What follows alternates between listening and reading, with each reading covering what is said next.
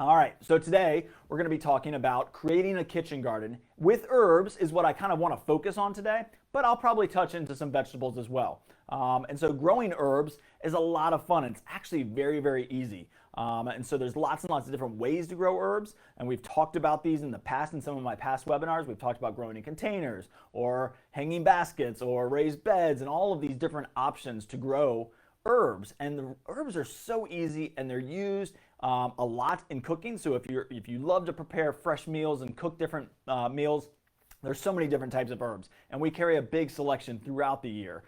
So it's always a good thing to kind of come in and check. You can also grow them from seed, so you got a lot of options to be able to grow herbs, and herbs are very easy. And kind of my old adage for telling people how to grow herbs and what to do is use them or lose them. I always say that. So herbs love to be cut.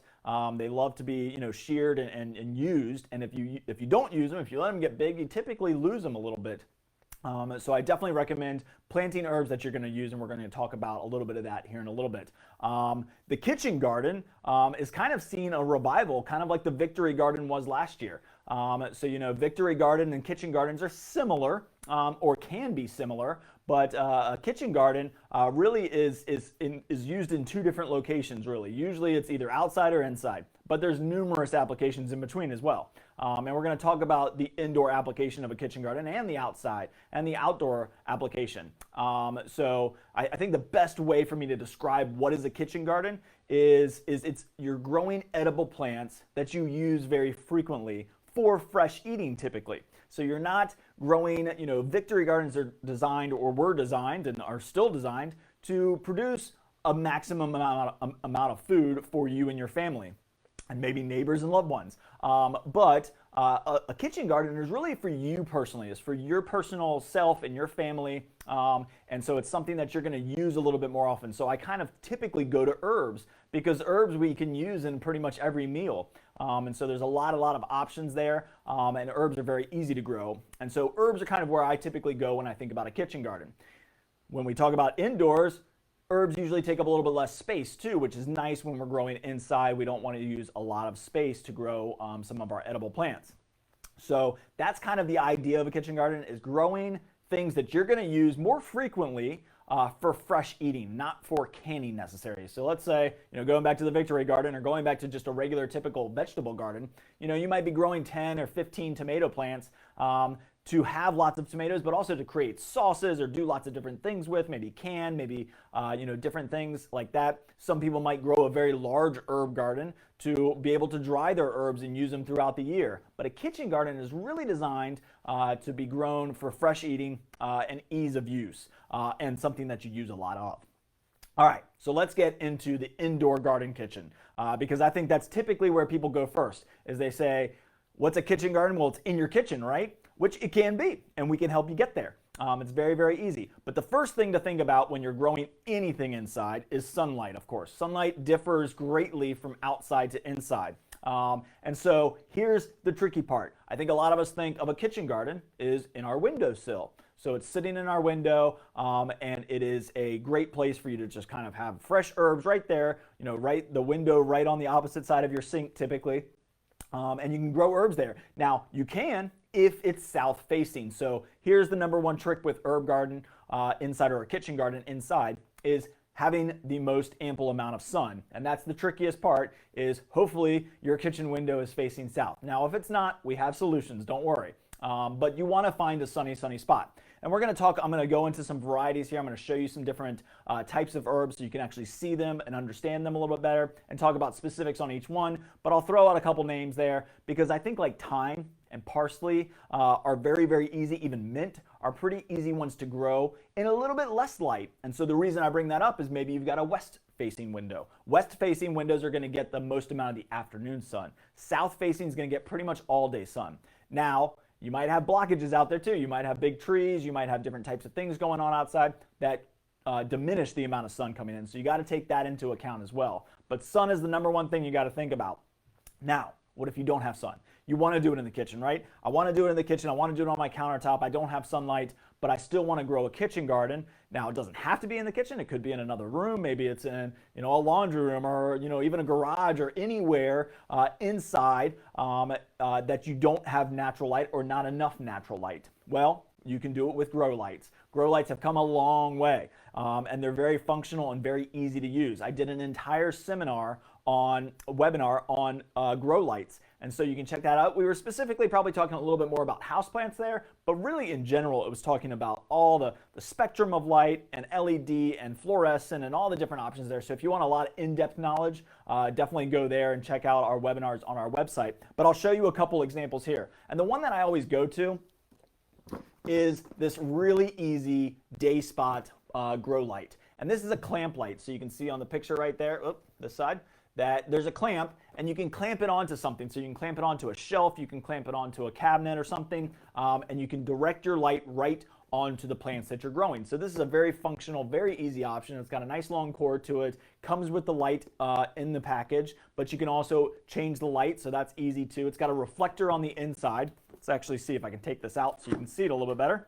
But these are awesome, really functional lights. It's a great kind of quick fix too, so this would be something that might be in my medicine cabinet, but this is a great one for plants. So you can see the reflector right there, see how nice and shiny it is. And that will reflect your day spot light bulb, which is a fluorescent bulb that will grow your plants. It's got the full spectrum of light so that you can grow very, very good plants very easily. And it's very functional. So again, kind of a good thing to have around, because maybe you've got an indoor plant, maybe you're growing house plants, and you need to get a more amount of light to that plant and directly on that plant. This is a great quick option. Now, what I think about when I think about a kitchen garden is something on my countertop, something fairly small but pretty looking. So we're going to plant in containers, right? We're always going to plant in a container. And I'll get to that in a minute, but this is a great option too. Now, these come in 2 feet, 3 feet, and 4 foot sections. This is a grow light that is a tube light, so it's very similar to what you would see like as a shop light, which also can be engineered to be doing the same thing. But this is a great option because you can attach this to the underside of a kitchen cabinet, right? So you got your kitchen cabinets up high, you can attach this to the bottom of it, and you've got a great source of light for all your plant growing needs right there directly on it.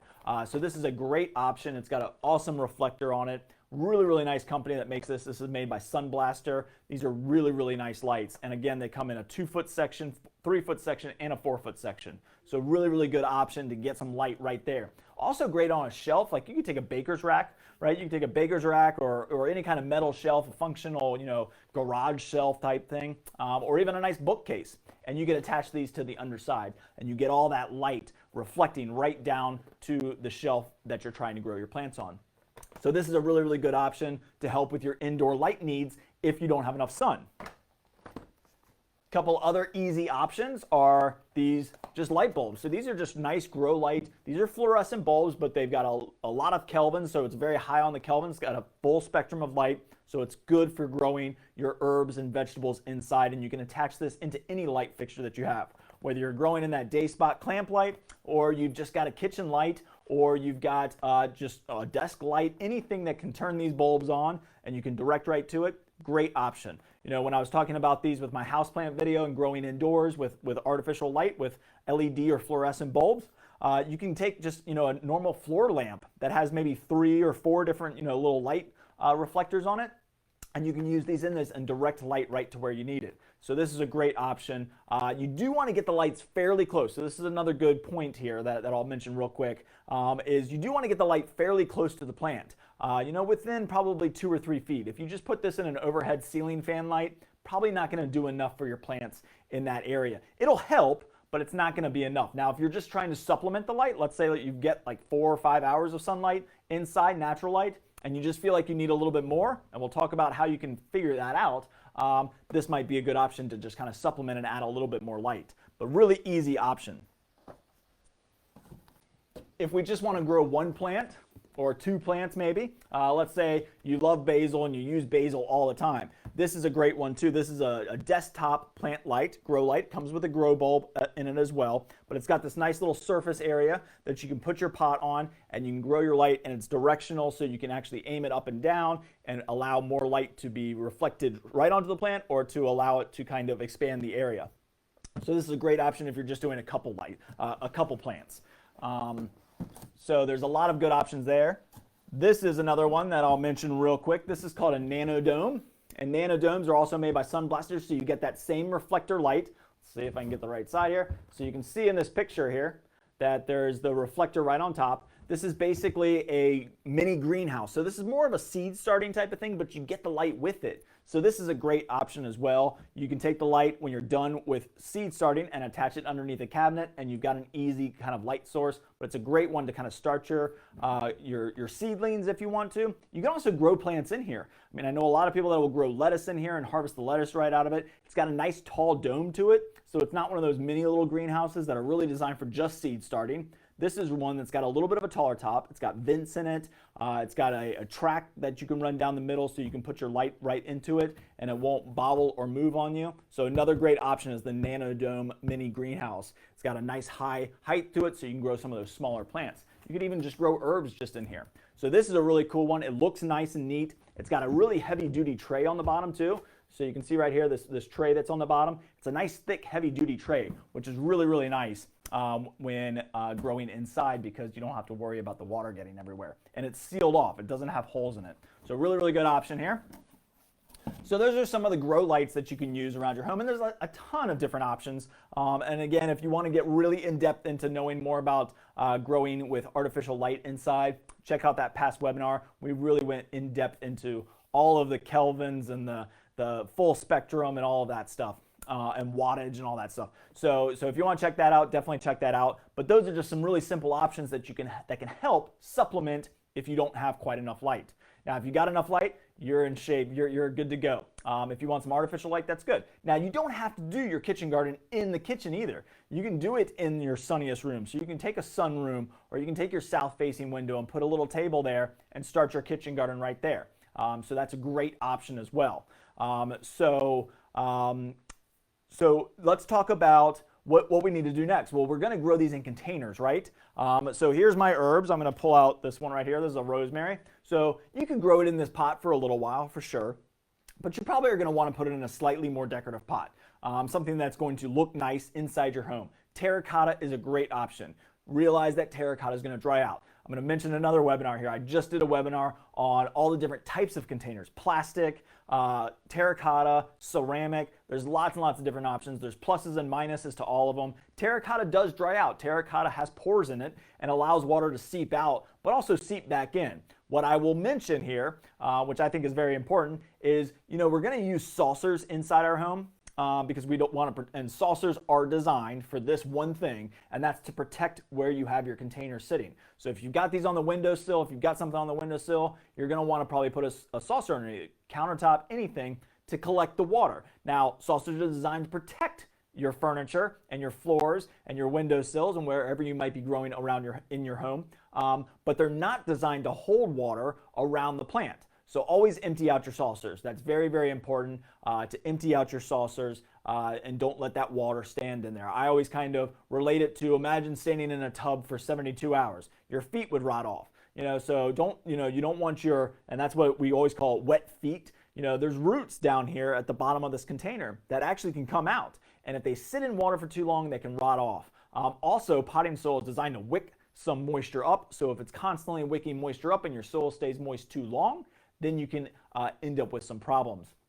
So this is a rosemary plant, but then of course, so any container we grow inside needs to have drainage holes. Now there's a lot of pots out there that don't have drainage holes and you can slip a plastic pot into. That pot becomes your saucer basically. So those are great options as well, but you might have to upgrade your plastic pots eventually to accommodate the root space. Now, growing plants indoors is always kind of a tricky process. I think a lot of us are pretty accustomed to growing plants outside, but we might not be accustomed to growing inside as much. And what that means is outside, potting soil has a chance to dry out. We've got air circulation, so you've got more wind, you've got more sunlight, you've got more evaporation, you've got warmer temperatures when we get a little bit hotter outside. So all of those things can help dry out a soil, right?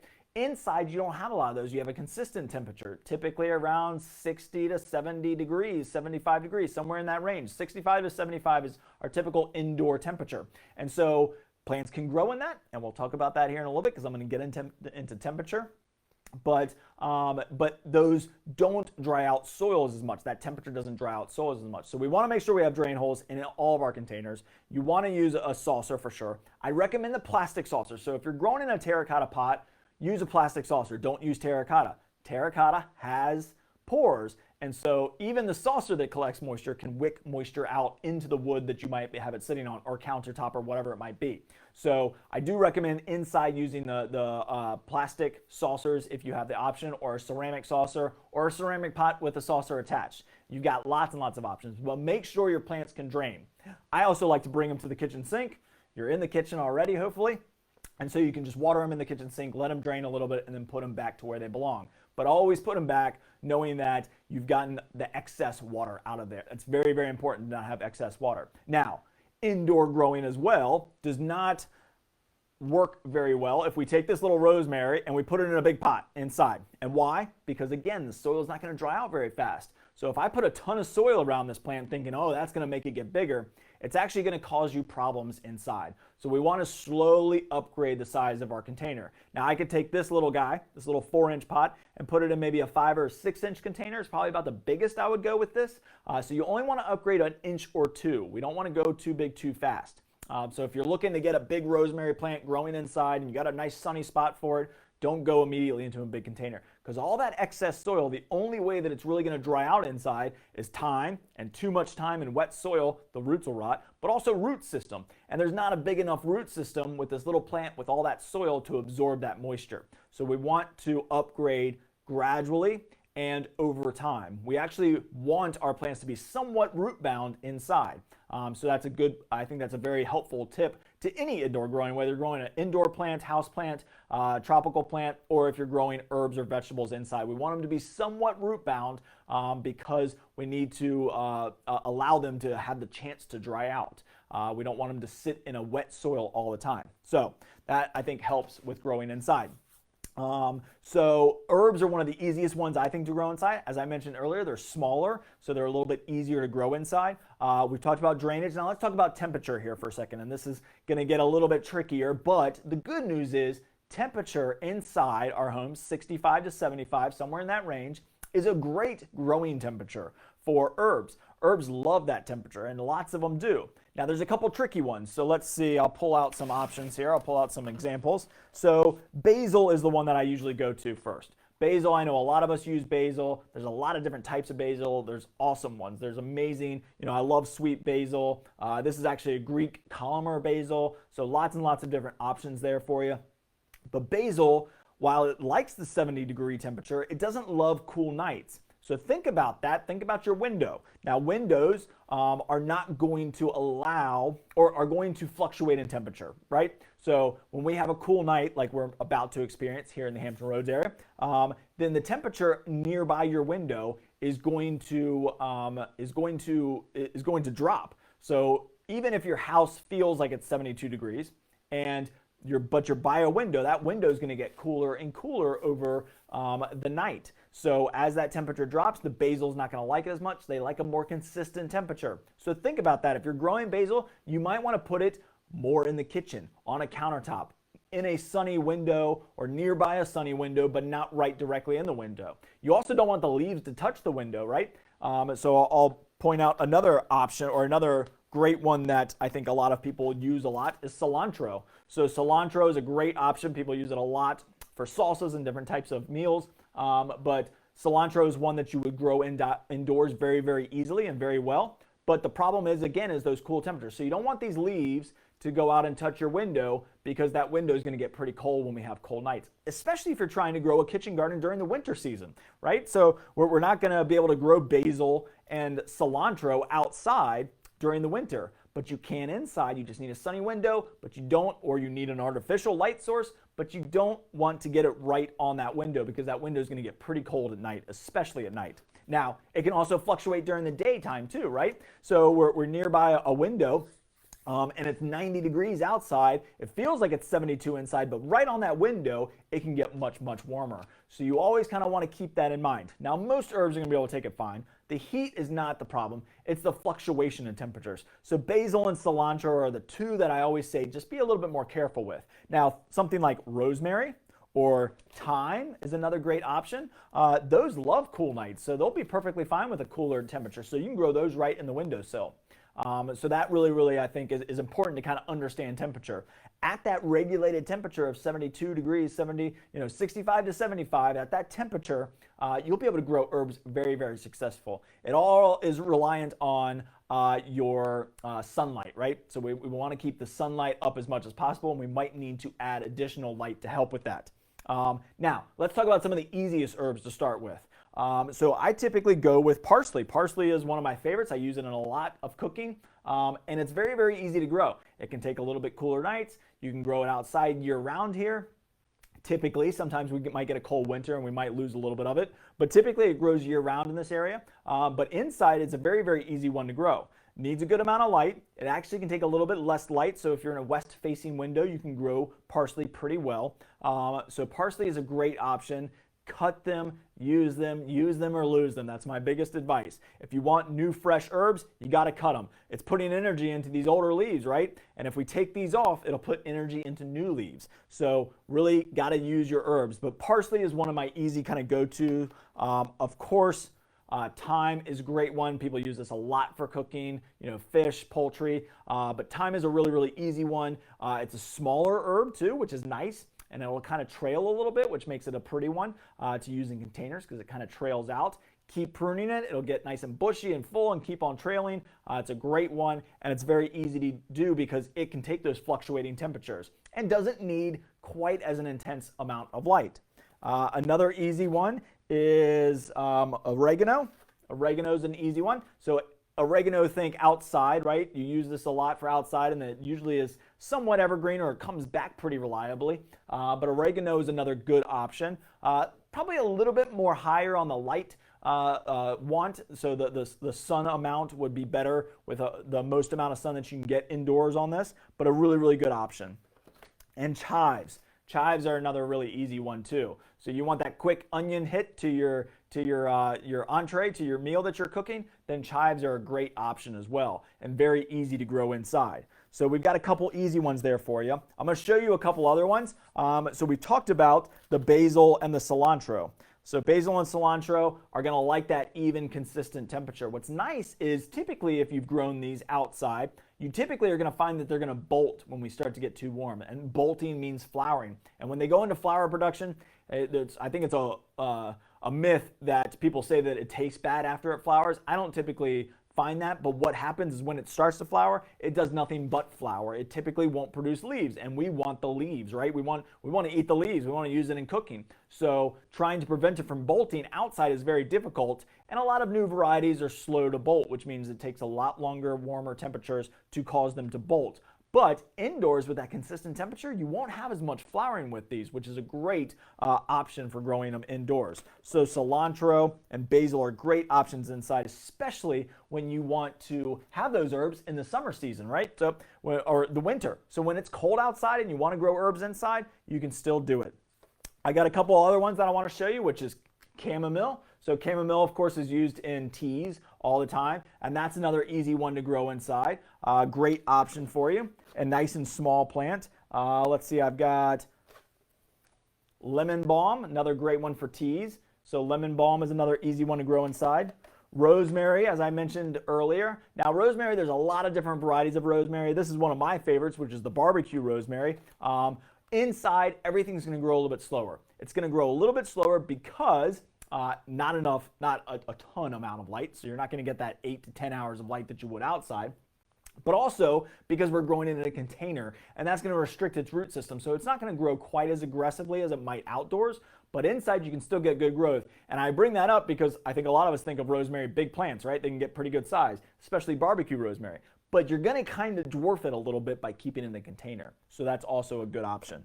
Let's see, I think I've talked about all the herbs that I've got here. Oh, and mint. So mint is another one of my easy ones. This is mojito mint.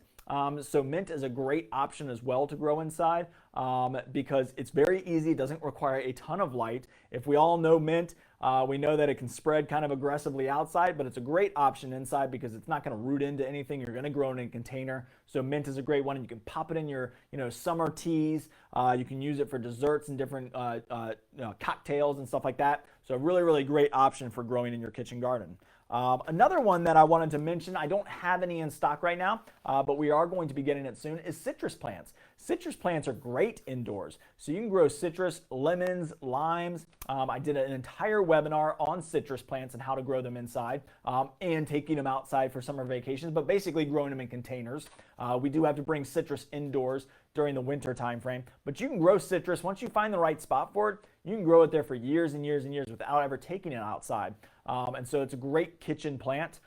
You can also grow some of the smaller peppers and tomatoes if you have enough light. We'll talk about that. I'm going to mention that when we get to the outside portion of a kitchen garden, which is a very interesting thing that I kind of just learned. When I always think about kitchen garden, I think in the kitchen or very, very nearby in my home that I can grab. Now, one option that I want to mention as we kind of go to the outside is doing a window or a window basket garden. And that's very easy to do. I actually did that in my older home. I don't have quite enough sunlight in my on my kitchen window to do it in the new home that I'm in, but I loved it. We had a nice long wrought iron basket that we hung on the outside of our windowsill, on the outside of our kitchen window, and it had the cocoa liner basket, so it was really, really nice looking. And I just filled it with all the herbs that me and my wife love to use in cooking. So we had parsley and mint and thyme and oregano and basil. And so we had all of those herbs right there, and all we had to do was open up the kitchen window and cut them. So that could be a kitchen garden. It's a very similar idea. It's all about what you're going to use. It's not about growing for mass production. It's about growing what you are actually going to use for fresh eating. And so it wasn't like I needed 10 parsley plants. I just needed one, and I just needed to use it every so often. And so that's kind of the idea of this kitchen garden concept. So as we go outside now, this is kind of a cool thing that I really basically kind of learned. I mean, I've always known about a kitchen garden. As I mentioned, I always thought about it as growing inside, and it's a very easy thing to do. But kitchen gardens outside are actually, it's a French idea. It's from France, this idea of growing a kitchen garden. And actually, the colonists that settled here in our neck of the woods, here in the Hampton Roads area, they actually use kitchen garden concepts too. But a kitchen garden is different than a victory garden outside. It could be in a raised bed. It could be in pots. It could be in a hanging basket. There's lots and lots of different options for it. But it goes back to that original idea of a kitchen garden. You're only growing what you need to eat fresh, what you want for fresh eating. It's also a kind of a consistently, so here's kind of my three things for an outdoor kitchen garden, right?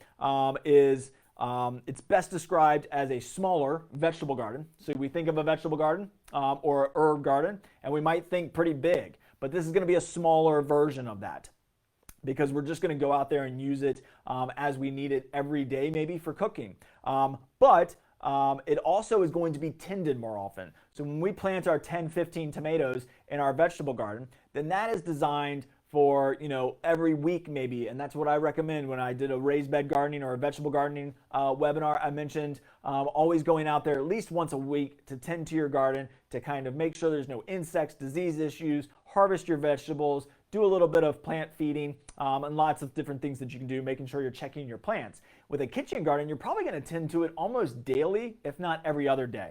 And what that means is you're just going out to kind of inspect it. You're going out there to pull something from it because you're going to be using these plants more often. It's typically going to be closer to the home as well. We'll get into the design element because that's the next thing, is it's a smaller vegetable garden. It's going to be tended to more often typically, and it's going to have some sort of design element that maybe matches your decor outside. Maybe it matches your aesthetic. Maybe it's to match your architecture of your home. So that's kind of things. The three things. It's design. There's a little bit of design in it, and there's going to be tended to more often, and it's a smaller version of a vegetable garden. So those are my three kind of criteria that I typically do when I'm developing a kitchen garden. So first and foremost, you got to find your sun, right? We mentioned sun when we were talking about inside, outside, same thing. Now the good news is with herbs, you don't have to have all day blazing sun like I might recommend for your vegetable garden. And even your vegetable garden, you might not need as much. But for a kitchen garden, you want to get a good amount of sunlight. You like to get to that 6 hours of good, hot sun. And what I mean by that is you would like to get it from 10 to 4, 12 to 6, somewhere in that range. With herbs, you can get away with a little bit less if you want to. You might not have as much success with some herbs, but a lot of herbs will do perfectly fine with 4 to 5 hours of good sunlight. And good sunlight is different than morning sunlight or late afternoon sunlight. So if you get sun from 4 to 8, that might not be enough intensity to really grow your plants. If you're getting sunlight from 8 to noon, that's probably not enough light either.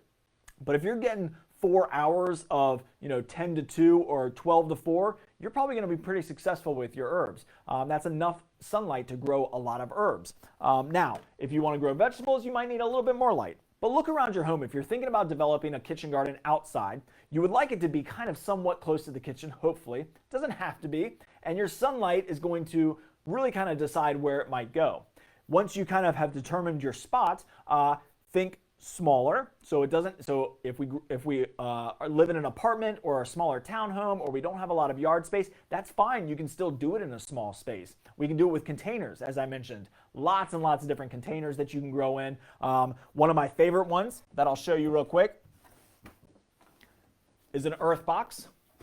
These are designed to grow vegetables very, very well. It has everything that you need inside. All you need is your soil and your plants. It's got listings of plants in here. So it's got, let's see, I'll just read off some of the herbs. Let's see if it's got herbs, 6 plants. So you can grow 6 plants in this container. Tomatoes, you can grow 2. Peppers, you can grow 3. So there's lots and lots of options here. It's a self-contained system. You put your soil in here. It's got your dolomitic lime. It's also got your fertilizer that comes with it. It's got a plastic cover that goes over the top, which means it'll warm up a little bit quicker so you can start your plants a little bit earlier. It's got a watering tube that sticks out of the top over here, goes down to the bottom, and the water wicks up. It keeps all your nutrients right there in the soil. So this is a great option for small space, is the earth box, and you can grow lots and lots of different things in it. It doesn't have to be an earth box. It can be a ceramic pot, just like this guy. It could be a terracotta pot. It could be a hanging basket. So you got lots and lots of options to grow in small spaces, but also kind of think about the design element of it. Raised beds are a great option for a kitchen garden. You don't need a lot of space. We don't need to put 10 tomatoes in there. That's not the idea of a kitchen garden. The idea is that it's things that you're using very readily and using very frequently, and you're tending to a little bit more often. So it could be pretty small. That's why I always go to herbs, because I think herbs we use a lot more. They want to be used a lot more, and they're easier to grow in smaller spaces. Now, let's talk about some vegetables that we can use, because I've got a couple options here. I wanted to show you this herb, which is a marigold. So marigolds are actually edible, and they're pretty. So remember I mentioned the design aspect of this? So we want some color, we want some look to it. Maybe we want an obelisk in the center that adds some height. Maybe we want, with a hanging basket, maybe it's a cocoa liner hanging basket rather than just a terracotta colored plastic or any other color plastic container. Maybe we do want a white hanging basket to match our look.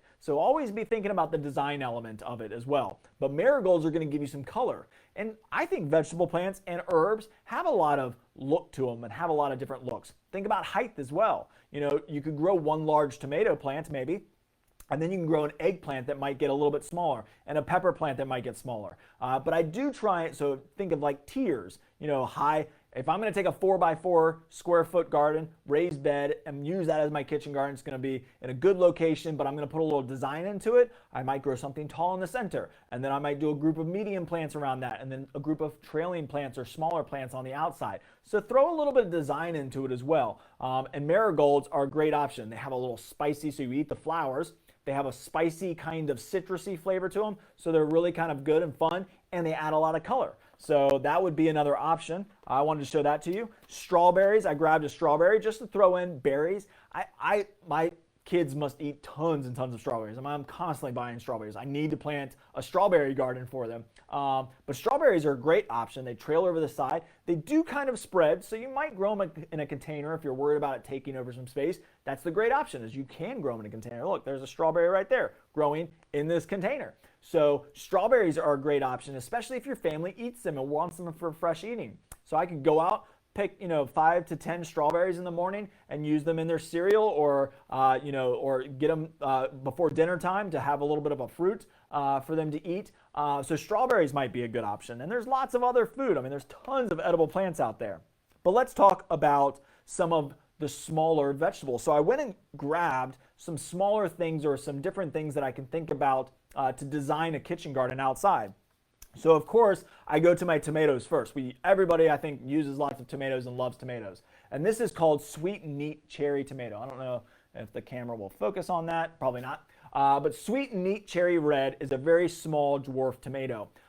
Great for hanging baskets. So if you want to grow a tomato in a hanging basket and you've got a good amount of sunlight, this is a great option because it'll actually kind of trail a little bit. But it's a little cherry tomato on a little tiny plant. And you can always tell these dwarf plants. I hope you can see this. Actually, I've got a better example here somewhere.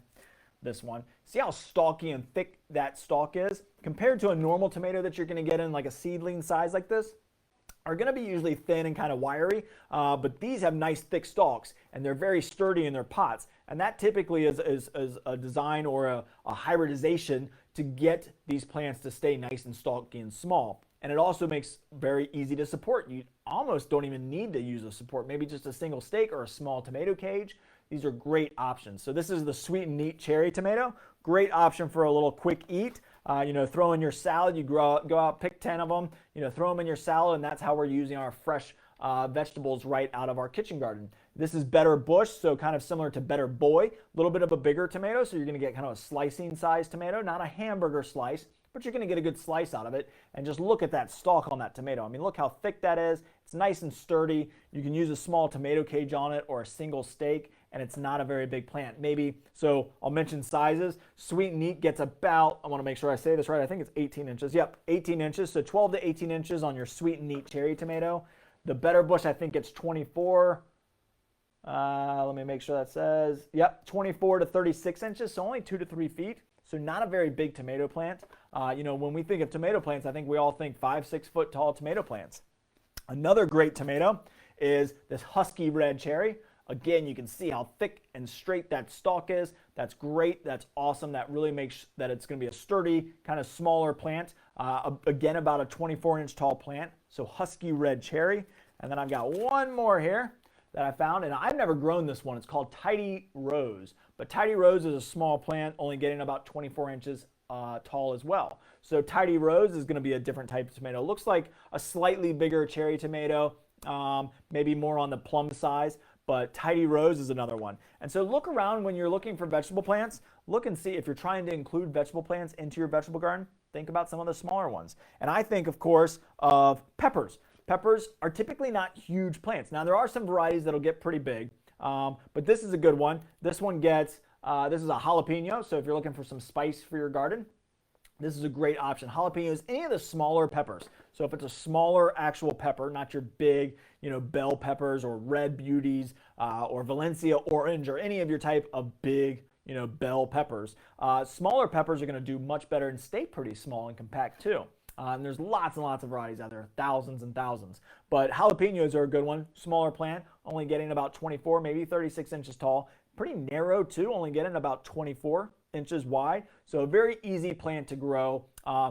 Peppers do need the most amount of sun that you can possibly give them. So that's the only trick with peppers that I have found is you gotta have as much sun as you possibly can get on them. And they do take a little bit longer to actually mature and to start producing some actual edible peppers. But that's why I love tomatoes, is they're a little bit quicker to kind of hit, and that's why I love herbs too, because herbs are very fast.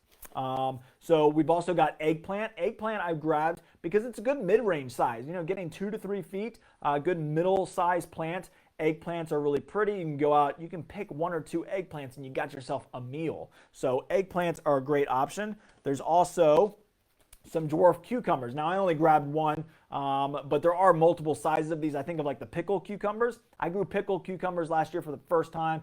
Absolutely loved them. They were great snacks, but they were great for fresh eating. So just because it says pickle on the tag doesn't mean you have to pickle them. It's the size that they would use to pickle, but you can eat them fresh. They're very, very tasty, very, very good. This is the bush crop cucumber. So I know you can't quite read those labels. All of our vegetables are Chef Jeff varieties, and that's why I'm showing them all to you. They have great labels, great information on them. So whenever you're shopping here at the store, you can always read the labels or ask us questions. That's what we're here for. But this is a great one. Anything that says bush on it will make it a little bit of a smaller plant. Now, bush cucumbers, I typically grow on a small trellis, small obelisk maybe. So if I'm looking for that kind of cool look, maybe I'll put an obelisk in the center and let my cucumbers, maybe I'll do snap peas on them, something that will allow them to grow on it. You can also do these on small tomato cages as well. So you can do it on a small tomato cage, but you don't have to. You can let this kind of stay somewhat bushy, and it might actually trail over the side of a raised bed or a container. But a great option for containers too. All of these are. So not just a raised bed. You can grow these in containers. That's why they're dwarf. Also is zucchini. I could have grabbed squash as well. I just grabbed zucchini, but zucchini and squash are cool looking plants. I think they're very pretty looking. They get those big flowers that open up. The bees love them and come inside. But they're really, really cool. And they're great spillers. So they're gonna kind of spill out of a container or out of the edge of a raised bed. So if you're looking for some space saving, these will kind of go the opposite direction or go a direction that you put them in. And allow you to plant more in that area. But zucchini or squash is another great option. I got a couple other peppers here that I thought were interesting. This is called basket of fire. So I don't know, let me see if I can get it to focus on that. So basket of fire, tiny, tiny little hot peppers, but that means a tinier plant. So this one only gets 12 inches tall. So a nice small plant. Now this would be one that if you had a lot of light inside, I might grow inside. Same with like the sweet and neat cherry tomato. So when we go back to our inside, if we're trying to grow vegetables in our kitchen garden, you might go with some of these smaller plants because they're not going to take up a ton of space, and smaller plants usually produce a little bit quicker and are a little bit easier to grow inside. But I thought the basket of fire was a cool one, and this is a gyrico, which is another cool one. This is a really easy one to grow. I grew this one last year. It only gets about 24 inches tall, so a nice small pepper. It does have a little bit of heat. It's not super, super high, so whenever we talk about the heat on our peppers, we talk about Scoville ratings. This is 1,000 to 5,000 on the Scoville. The basket of fire is 80,000 Scovilles, so much, much hotter fire. You know, think about like your ghost peppers. We're starting to get closer and closer to those. And then a jalapeno, which I think a lot of us know, is 4,000 to 5,000. So this one's going to be a little bit less than the jalapeno. And there's other dwarf peppers too. So if you're just looking for a sweet pepper, I love Carmen. It does get slightly bigger, but because of its smaller pepper size, it doesn't take quite as long to produce them, and it's a little bit easier to grow. Think of like banana peppers, and there's a lot of other sweet peppers that you can grow that don't get the big bell pepper size. So lots and lots of great options for your vegetables, and a lot of other options that you can grow from seed. I mean, don't forget about seeds. You know, whenever I talk about lettuces, lettuce season is kind of getting to the end here. So, you know, I grabbed this because I had a little bit of the collards or the cole crops, you know, your lettuces, your spinaches, this is a cabbage. You know, you think cole crops, I think of broccoli and carrots and turnips and beets and lettuces and all of those different things. But this is a great option too. Now in our outdoor growing season, this season is kind of somewhat past. You can still do it. You'll get a small crop. It'll be a quick crop, but you can do it very easily from seed. So you can direct sow these right into your vegetable garden or right into your kitchen garden, hopefully. And you can grow a quick batch of lettuce and you can harvest it real quick. Growing lettuce throughout the summer season is difficult. So that's the tricky part about growing in our area outside, is you're never going to get your salad completely out of your garden. Now, a lot of people are pretty successful with growing lettuces in containers, and they move them to a slightly shadier spot. We don't want to get powdery mildew on them, but we do want to eliminate the most amount of heat possible. So pulling them into a little bit of shade when we start to get warmer outside, then you can still grow lettuces. And sometimes you can get, you know, your full salad grown, you know, in your garden, from your lettuces to your tomatoes to your peppers to your cucumbers and onions even, or chives. So lots and lots of great options there. But don't forget about seeds. Seeds you can find a lot of different varieties in as well. We have a great collection of seeds. And I've also brought these because it's a great option for indoor. So for your indoor kitchen garden, you can start seeds, and spinach and lettuce are awesome. They're so easy. I grabbed 3 packets of lettuce, like the spicy salad mixture, which is an awesome one, butter crunch lettuce, which is one of my favorites, and then just the red and green salad lettuce blend. So you got a lot of options there as well, and they germinate very quickly, especially inside. They'll germinate pretty quick. You can harvest them while they're young. You can let them grow a little bit bigger, and that's a great way of growing indoors or outdoors with different things from seed. And the last thing I wanted to mention, because I kind of missed it there with the indoor kitchen, is how do we know if our plants are doing well? Well, a great way to tell is, and there's lots of different options, I always kind of resort to time. Time is a good one, at least for me, to show you an example of this. But if we're growing it in an inside area, inside our home, and we're looking for more sunlight, or we don't know if we're getting enough sunlight, you can look at your plants, they'll tell you. So when you purchase a thyme like this, or any plant, you're gonna see the amount of leaves and how close they are to each other. In an indoor growing space, in our kitchen garden maybe, and we see that our plants aren't doing real healthy, look at the space in between the leaves. If it's bigger than you originally remember, or if it looks slightly abnormal, that means it's stretching. It's trying to find its light. So it's stretching its arms out, and it's not going to produce as many leaves as close as it normally does. So look for stretching. Also look for yellowing leaves. If you're getting a lot of yellowing leaves, that could be, one, moisture for sure. Make sure you're watering well, letting it dry out a little bit. We want to allow our plants to dry out inside. But also, yellowing leaves can be a sign that it's not getting enough light. So up your light, grab some grow lights. They're very, very easy and functional. So lots and lots of cool ideas there. I love the idea of a kitchen garden. It's kind of getting me jazzed up to go out and plant one in my own home. But kitchen gardens are really cool. Lots of different applications. Again, growing in containers, growing in hanging baskets, growing in window boxes, growing on rail planters, growing in a raised bed outside, growing in small containers inside, using grow lights. There's so many different options there. I will mention now that I haven't seen a single comment, so I don't know what's going on. So I'm sure there was probably lots of questions. I apologize, I'm not seeing them, and I don't want to touch anything and cause it all to go away. So I'm sure there's lots and lots of comments out there. I don't see any comments. Actually, let me do this. Let me check my phone. Give me a second. I'll see if I can pull this up and see if I've got any questions there. Maybe I answered everybody's questions. I doubt it. But let me see if I can pull this up real quick. All right, let me turn this down so we don't hear myself talking. Oh yeah, look, there's lots of questions. Let's see. All right, so Myrna said, does using banana peel water encourage plant growth? Great question, and I've seen a lot of these on Facebook and YouTube about using different things. It's basically a compost is the idea, and it's got potassium in it, which is good. It's good for plants. It's not going to be your end-all be-all. I didn't mention the different types of fertilizers or plant foods that you would use for your indoor kitchen garden. There's lots and lots of options. Liquid feeds are a good one, but I love granular fertilizers, and I would resort to like Espoma's Garden Tone or even McDonald Greenleaf. We've got an organic one. Those are great options that are going to feed slowly, but we definitely want to feed our plants, especially when growing inside, because they're not going to get any natural nutrients from the atmosphere, from the soil. They'll get a little bit from the potting soil initially, but you do want to keep on adding nutrients. And so indoors, I would recommend with a granular fertilizer, using that about once a month, maybe every 4 to 6 weeks, a slow release. If you're using a liquid formula, you're probably going to want to do it every 2 weeks to give it enough nutrients to support it. Now, herbs are all grown for the leaves, so we typically want something a little bit higher in nitrogen, that first number on the label. If we're growing tomatoes or vegetables that are producing flowers to produce the fruit that we're going to eat, then you want to use something with a little bit more phosphorus in it, which is the second number. So banana peels would be a great option. It's not going to be probably enough, would be my only thing is, Myrna, I would probably say you probably are going to need a little bit more potassium, a little bit more phosphorus. You're going to need more nutrients. So yes, if you've got banana peels and you want to do it, do it. It's not going to hurt anything. It's just not going to be enough to support the plant all through the entire season. Myrna said rosemary gets huge. Is it really an indoor kitchen herb? I just planted it outside so it could grow bigger. Yes, you can grow it outside for sure. It is a bigger plant. As I mentioned, I don't know if we've gotten to that point yet when you asked that question. All of your indoor plants are going to be a little bit dwarfed.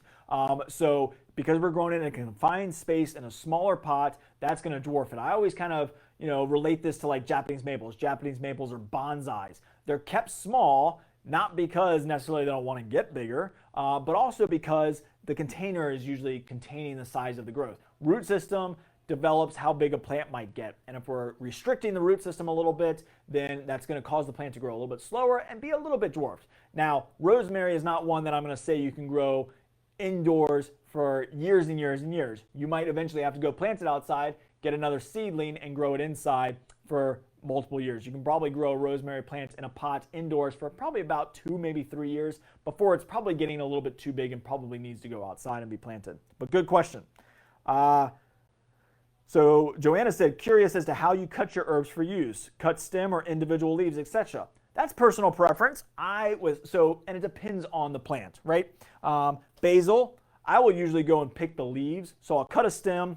I usually try and cut it a little bit deeper. So I'll show you how I would do that. I would cut down here rather than just taking the top. When you cut into a stem that's a little bit thicker, you'll get a little bit more growth, a little bit more aggressive growth too. But then I will take and strip the leaves off my basil. Now thyme, as we all know, thyme is very small leafed. And you can take your stems and strip the leaves off, but I'll usually just lay this down, cut it all up, throw it in my dish that I'm cooking. It's very easy, and I don't have to worry about it too much. Now thyme with age, thyme will get a thicker stem to it, and then I would strip the leaves off of that. But when I've got a nice tender stem like this, where it's nice and easy, then I'll just cut it right up and use it right in there. What else would be? Oregano would be one where I'd pull the leaves. We've got good sized leaves. I can pull all those individual leaves. I'm still cutting the stem off, but I'm probably pulling the leaves off. Whatever's easier. Parsley, I'll do that too. Parsley, cilantro. I will typically not eat this entire stem, but I might just cut it here and leave those stems. The stems aren't going to hurt you. Some people might not like them and they might not cook away, or you might not appreciate that. So yes, then you can just go pull each individual leaf. We do carry, I know I'm a little light in inventory on them, and I think I've got more coming in, herb scissors. Herb scissors are like 5 scissors in one, and so it's got a ton of different blades on it, and so when you open and close your scissors, it chops it up for you. So herb scissors are a great option as well. Myrna said, Deborah, hey, from Richmond. Myrna said, if I grow parsley outside before I use it in cooking, do I need to wash it in my kitchen sink with cider vinegar? I don't know that it depends on what you're using on it. A lot of the plants that we carry don't have any insecticides, fungicides obviously used on it. If you have to use some of those things, if you're using a liquid fertilizer, yes, wash it off. I don't think you need to use vinegar necessarily. I've not heard of the need to do that.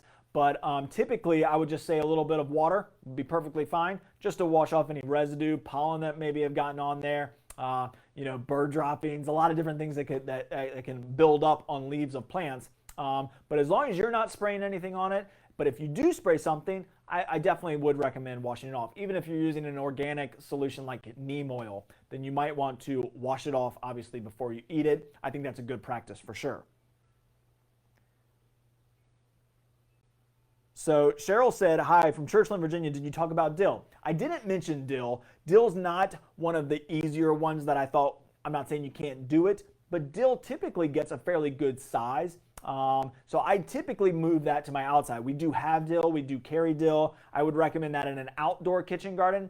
Indoors, I've never really grown that one indoors, so I'm not 100% sure how well it would do, but dill and fennel typically get a pretty good size and fairly quickly, and so that's why I didn't necessarily recommend that one. Rosemary can be a little bit slower growing. Rosemary is an evergreen. It's kind of reminds me of like a shrub, right? It can get, shrub size outside, so it can be a little bit slower. You're not going to get an aggressive amount of growth like you will with dill, but dill could definitely be done. Cheryl said, first time here, so interesting, great. Well, check out all of our other webinars. We've done hundreds of them, and we're going to continue to do them all spring.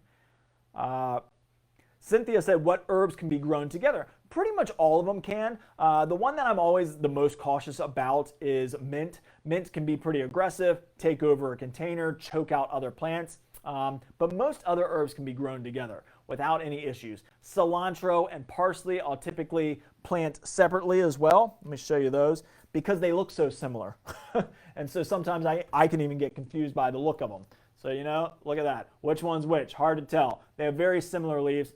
Cilantro has a little bit more of a serrated leaf, whereas parsley is a little bit more rounded, but they're very, very similar, so I'll plant those separately sometimes. But typically you're not going to have any issues with any of the, you're not going to have to worry about cross-pollination or anything like you do with corn or other things. But you can plant pretty much all herbs together. Mint is my only one that I get a little bit concerned about. Oregano can be kind of slightly aggressive too, but indoor you're not going to have an issue. So if you want to create a dish garden inside, you should be perfectly fine. Mint would be probably my only exclusion there. Swipe left. Was that from my screen? I don't see it. I don't know why my messages aren't there.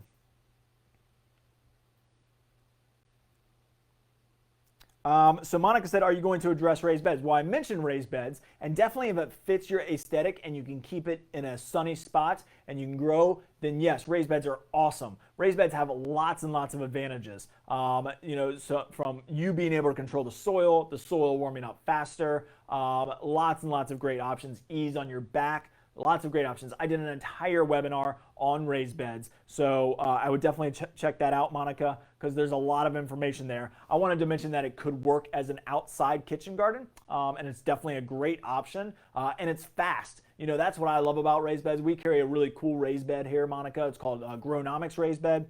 It doesn't take any tools. You can put it together literally in like 2 minutes. It takes hardly any time. You fill it up with soil and you're ready to plant. And that's what's so cool about raised beds. You don't have to till your earth. You don't have to work your soil. You don't have to do anything. You don't have to kill the grass. You don't have to do anything to get prepped for it. You can just drop it right on top of grass if you want to. You can almost drop it on top of concrete if needed to. So you've got lots and lots of options for raised beds. And it's a great option for sure. One of my favorite ways to grow vegetables, and it's fast. So if you feel like you're a little bit behind, which you're not, you got plenty of time. But if you want to get out there and plant a raised bed garden, it's very, very quick and easy to do. Karen said, what herbs are not good for growing inside? Well, I didn't really bring in any that are not. I would think I would go probably with dill and fennel would be a little bit harder to grow inside. I don't know that anything would be impossible. I think everything's possible inside. It's all about sunlight and temperature, as I mentioned earlier. So making sure your temperatures are the right for the plants.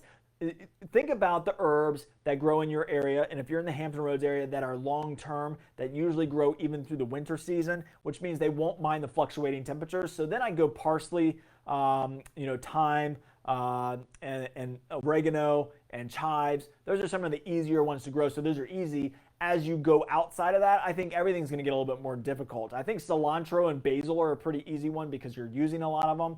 But if there's a lot of different herbs that you want to grow, definitely come in and ask us, and we'll let you know the best advice for them. Most of them don't require all day complete like crazy hot sun.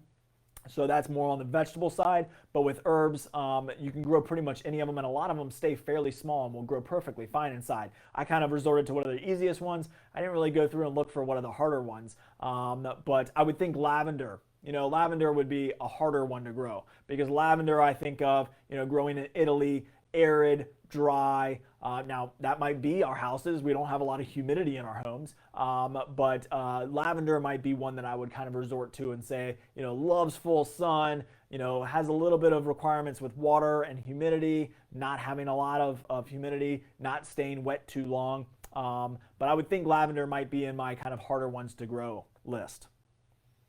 How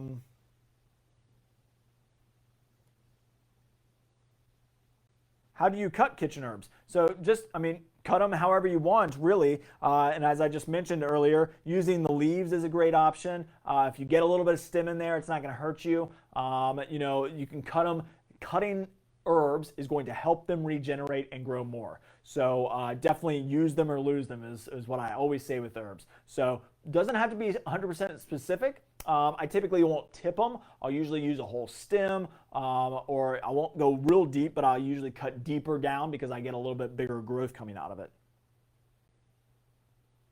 Carol said, my cilantro didn't die over winter. It is 2.5 feet tall. Now it's flowering. Should I pull it up or cut it back? Well, Carol, that's an interesting one. I'm surprised the winter didn't get it. And if it's already flowering, that kind of hurts because flowering, when it's a cilantro, it's going to go to just keep on producing flowers.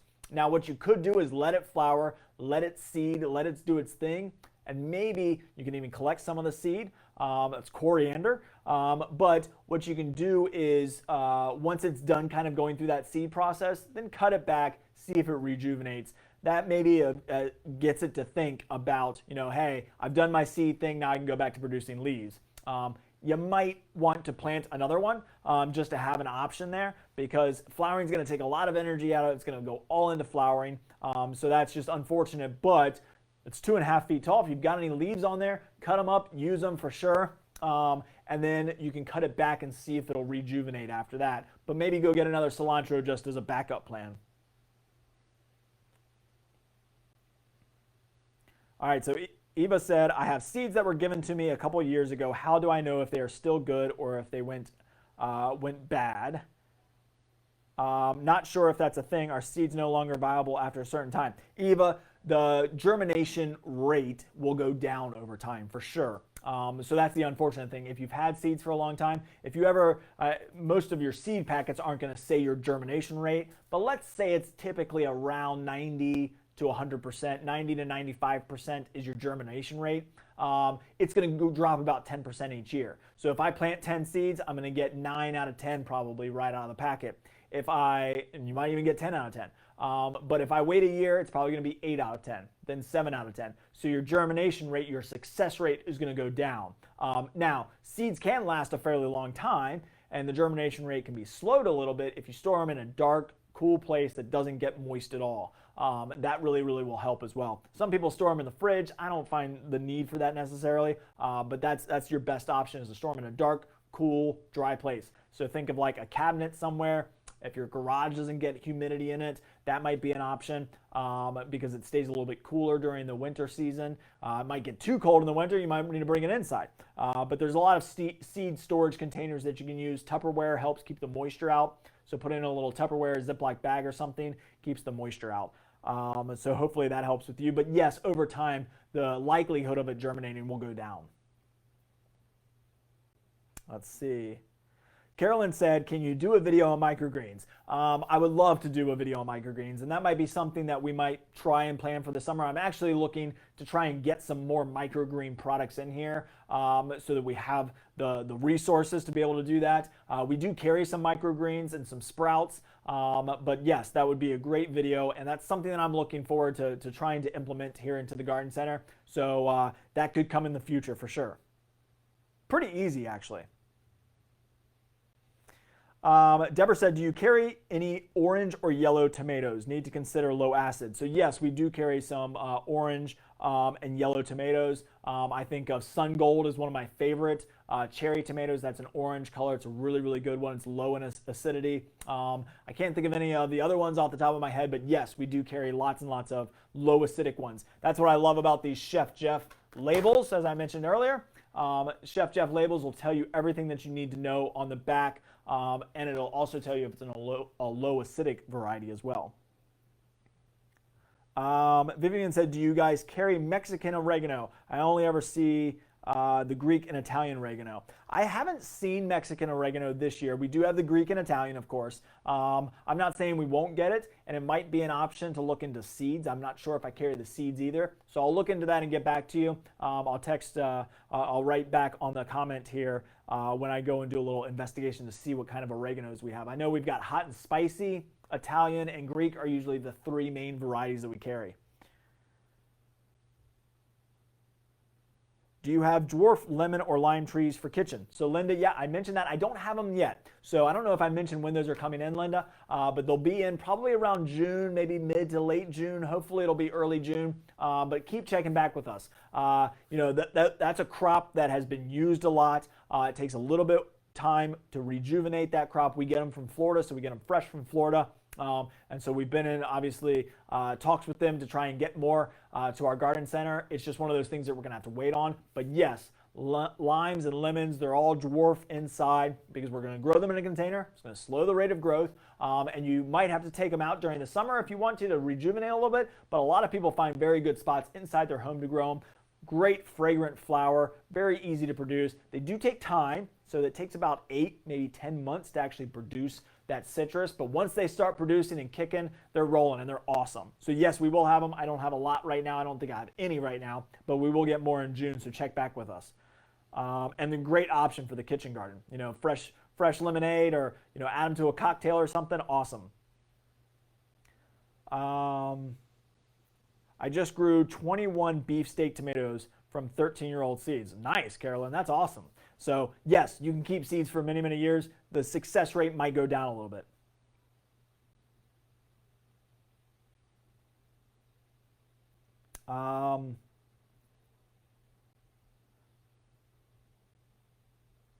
All right, so Cher said also, what organic means can I use to protect my potato plants from pests or fungus? So great question. Tune in next week as I talk about all my favorite pest controls. We'll be doing it next week, Wednesday at 11 a.m., where I'm going to be talking about my medicine cabinet.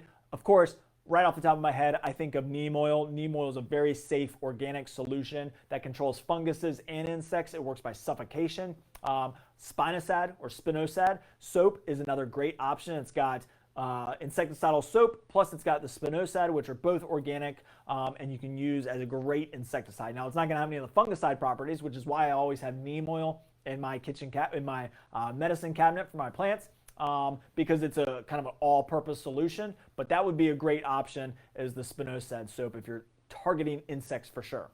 All right, I think I went through everybody's questions. I hope I got them all. I know I had a little bit of an error on my computer, so I couldn't see everything, but I think I've got everybody. So I think I've got everybody's questions. So everybody have a great day. I hope you all enjoy this great weather that we're experiencing. Get out in your yards, create a kitchen garden, and tune in next week when I talk about all my favorite solutions that I keep in my plant medicine cabinet. See you all next week. Have a great day. Bye.